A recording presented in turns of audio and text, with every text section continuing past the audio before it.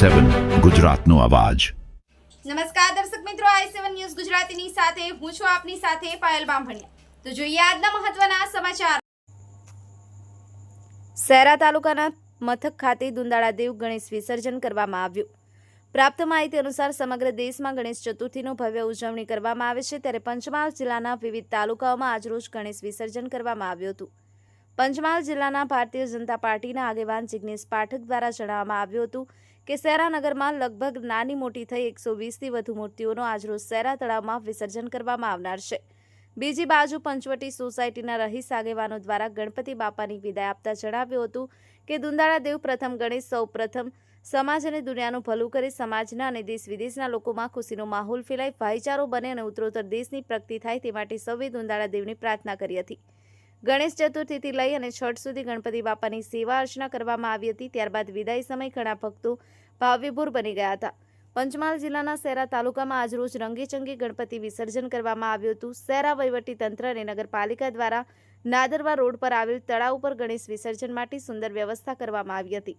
શહેરા નગરપાલિકાના તમામ અધિકારીઓ ખડે પગે રહ્યા હતા। ચુસ્ત પોલીસ બંદોબસ્ત તમામ વરઘોડાઓ જોવા મળ્યા હતા। કોઈ અનિચ્છનીય બનાવ નહીં બને તે માટે સવારથી જ પોલીસ દ્વારા ખડે પગે રહી હતી। તમામ વરઘોડામાં હોમગાર્ડ જવાનો અને પોલીસ જવાનો તથા તૈનાતી કરી દેવામાં આવ્યા હતા।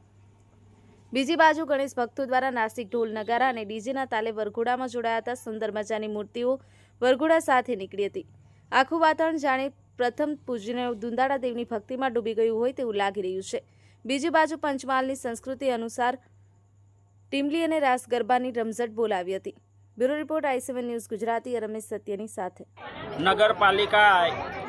નગરપાલિકાએ સરસ એવું આયોજન કર્યું, જેથી કરી અમાને અને અમારા ગણપતિ બાપાએ જે કંઈ ઉપરથી આજ્ઞાએથી એવી રીતે વરસાદે પણ અમારી ઉપર મહેર કરી અને નગરપાલિકાએ એવી વ્યવસ્થા કરી જેથી કરી અમને કોઈ અગવડ આવી ના, અને સાથે સાથે પોલીસ બંદોબસ્ત પણ વ્યવસ્થિત કર્યો, જેથી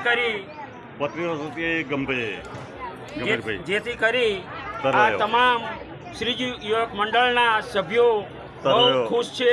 એ જ અમારી પ્રાર્થના। ગમીરભાઈ છે અને અમારી સાથે નગરપાલિકાના ગમીરભાઈ પણ અમારી જોડે છે।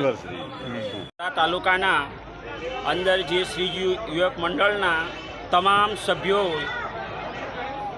ખૂબ ઉત્સાહથી આજે ગણપતિ બાપાનું વિસર્જન કર્યું છે। એની અંદર પંચવટી સોસાયટીના શ્રીજી યુવક મંડળના તમામ સભ્યોએ બહુ ખુશી અને મોજથી ગણપતિ બાપાને વિદાય સંભારણ કર્યું છે।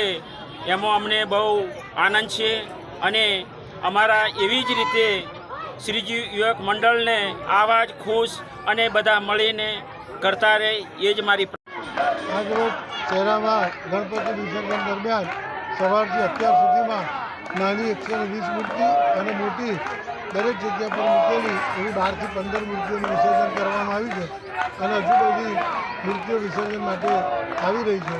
ખૂબ ઉત્સાહ અને ઉમંગથી લોકોએ ગણપતિનો તહેવાર શહેરામાં મનાવ્યો। આપનું નામ અને હોદ્દો સાહેબ? મારું નામ જિગ્નેશભાઈ શિવશંકર પાઠક, પંચમહાલ જિલ્લા ભારતીય જનતા પાર્ટી ઉપપ્રમુખ।